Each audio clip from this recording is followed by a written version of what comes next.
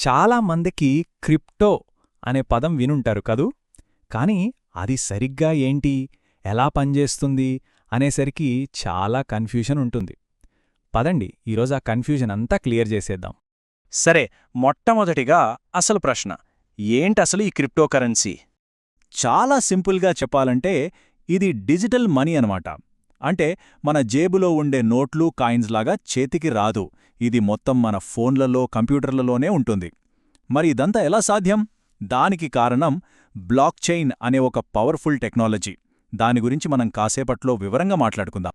మరి మనం రోజూ వాడే డబ్బుకి ఈ క్రిప్టోకి మధ్య పెద్ద తేడా ఏంటి? ఇది ఎందుకంత స్పెషల్? చూద్దాం. ఈ టేబుల్ చూడండి.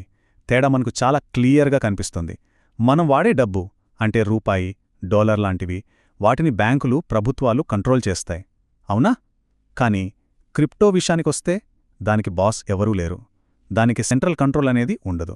అలాగే మనం ఎవరికైనా డబ్బు పంపాలంటే మధ్యలో బ్యాంకుండాలి. కాని క్రిప్టోలో ఆ అవసరమే లేదు. నేరుగా ఒకరి నుండి మరొకరికి పంపించేయొచ్చు. సో ఇక్కడ మనం గుర్తుపెట్టుకోవాల్సిన అతి ముఖ్యమైన పాయింట్ ఇదే: నో మిడిల్ మ్యాన్. మధ్యవర్తి అనేవాడు లేడు. దీనివల్ల క్రిప్టో ట్రాన్సాక్షన్స్ చాలా ఫాస్ట్గా, తక్కువ ఖర్చుతో జరిగిపోతాయి. మరి మధ్యలో బ్యాంకు లేకపోతే మన డబ్బుకి భద్రత ఎలా? ట్రాన్సాక్షన్స్ అన్నీ కరెక్ట్గా జరుగుతున్నాయని ఎలా నమ్మడం? ఆ సమస్యకే సమాధానం బ్లాక్ చైన్. సింపుల్గా చెప్పాలంటే ఇదొక డిజిటల్ లెడ్జర్, అంటే ఒక లెక్కల పుస్తకం లాంటిదనమాట. ఈ బ్లాక్ చైన్ ఎలా పనిచేస్తుందో చూద్దాం. 3 సింపుల్ రూల్స్ ఉంటాయి. 1, ఏ ట్రాన్సాక్షన్ జరిగినా అది పర్మనెంట్గా రికార్డ్ అయిపోతుంది. 2, ఒకసారి రికార్డ్ అయ్యాక దాన్ని ఎవ్వరూ ఎప్పటికీ మార్చలేరు, డిలీట్ చేయలేరు. ఇక 3ది చాలా ఇంపార్టెంట్: ఈ రికార్డులన్నీ పబ్లిక్గా అందరికీ కనిపిస్తాయి. దీనివల్ల మోసం చేయడానికి అస్సలు ఛాన్స్ ఉండదు. అందుకే అంటారు, నమ్మకం అనేది మనుషుల మీద కాదు, కంప్యూటర్ల మీద అని. ఇక్కడ రూల్స్ అన్నీ టెక్నాలజీ చూసుకుంటుంది, మధ్యలో మనుషుల అవసరం లేదు. అంతా కోడ్ మీదే నడుస్తుంది. సరే, అంతా బాగుంది. కానీ అసలీ క్రిప్టోని ఎందుకు కనిపెట్టాల్సొచ్చింది? దానికూడా కొన్ని కారణాలున్నాయి. బ్యాంకుల్లో ట్రాన్సాక్షన్స్కి చాలా టైం పడుతుంది. కొన్నిసార్లు ఎక్స్ట్రా ఛార్జీలు పడతాయి. వేరే దేశాలకు డబ్బు పంపాలంటే ఇంకా పెద్ద ప్రాసెస్. వీటన్నింటికీ ఒక సొల్యూషన్ లాగా క్రిప్టో వచ్చింది. ఇంకో విషయమేంటంటే, బ్యాంకులకు పండగలు, సెలవులు ఉంటాయి. కానీ క్రిప్టో నెట్వర్క్ ఎప్పుడూ ఆన్లోనే ఉంటుంది. 24/7, 365 రోజులు పనిచేస్తూనే ఉంటుంది.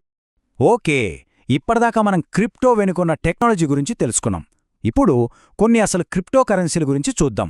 అంటే బిట్కాయిన్, ఇంకా దాని తర్వాతొచ్చిన వాటి గురించి. ఈ మొత్తం కథ మొదలైంది 2009లో ప్రపంచంలోనే మొట్టమొదటి క్రిప్టోకరెన్సీ అయిన బిట్కాయిన్తో. బిట్కాయిన్ వెనుక ఉన్న అసలు ఐడియా ఏంటంటే, దాన్ని ఒక డిజిటల్ గోల్డ్ లాగా తయారు చేయడం.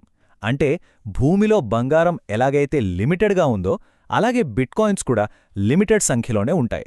అందుకే దానికి అంత విలువ. అయితే క్రిప్టో ప్రపంచమంటే కేవలం బిట్కాయిన్ మాత్రమే కాదు. దాని తర్వాత వేల కొద్ది కాయిన్స్ వచ్చాయి. వాటిలో కొన్ని ముఖ్యమైనవి ఇథీరియం, బిఎన్బి, సోలానా. ప్రతి కాయిన్కి దానికంటూ ప్రత్యేకత ఉంటుంది. ఇక్కడ మనం ఒక పదం గురించి తెలుసుకోవాలి. అదే ఆల్ట్ కాయిన్స్. చాలా సింపుల్. బిట్కాయిన్ కాకుండా మార్కెట్లో ఉన్న మిగతా అన్ని కాయిన్స్ని కలిపి ఆల్ట్ కాయిన్స్ అని పిలుస్తారు. ఆల్టర్నేటివ్ కాయిన్స్ అన్నమాట. సరే, టెక్నాలజీ, కాయిన్స్ గురించి మాట్లాడుకుందాం. ఇప్పుడు చాలా చాలా ముఖ్యమైన విషయానికి వద్దాం. అదే రిస్క్. క్రిప్టోలో అడుగుపెట్టే ముందు తెలుసుకోవాల్సిన నియమాలు, జాగ్రత్తల గురించి మాట్లాడుకుందాం. అందరి మైండ్లో వచ్చే ఫస్ట్ క్వశ్చన్ ఇదే: మరి క్రిప్టో సేఫేనా? టెక్నాలజీ పరంగా చూస్తే బ్లాక్ చైన్ చాలా సెక్యూర్. కానీ అసలు రిస్క్ టెక్నాలజీలో లేదు, దాన్ని మనం వాడే విధానంలో ఉంది. ఇక్కడ మన అప్రోచ్ చాలా ముఖ్యం. పూర్తి నాలెడ్జ్తో అన్నీ తెలుసుకుని ముందుకు వెళ్తే క్రిప్టో సురక్షితం కావొచ్చు. అలా కాకుండా ఎవరో చెప్పారనే ఆశతోనో, భయంతోనో ఎమోషనల్గా నిర్ణయాలు తీసుకుంటే అది చాలా డేంజరస్గా మారొచ్చు. ఇంకోలా చెప్పాలంటే, సరైన రీసెర్చ్ చేసి దాని భవిష్యత్తును అంచనా వేసి డబ్బు పెడితే అది ఇన్వెస్ట్మెంట్ అవుతుంది.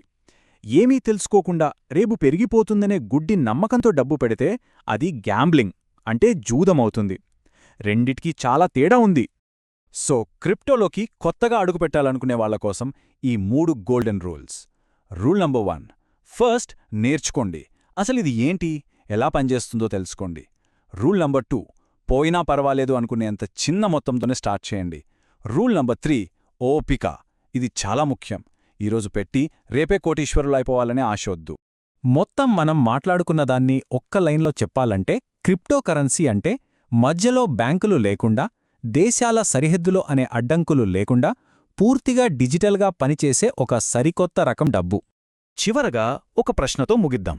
బ్యాంకులు లేకుండా డబ్బు పనిచేయగలిగినప్పుడు ఇదే టెక్నాలజీతో భవిష్యత్తులో ఇంకా ఏ రంగాల్లో మనం ఇలాంటి మార్పులు తీసుకురాగలం? ఒక్కసారి ఆలోచించండి.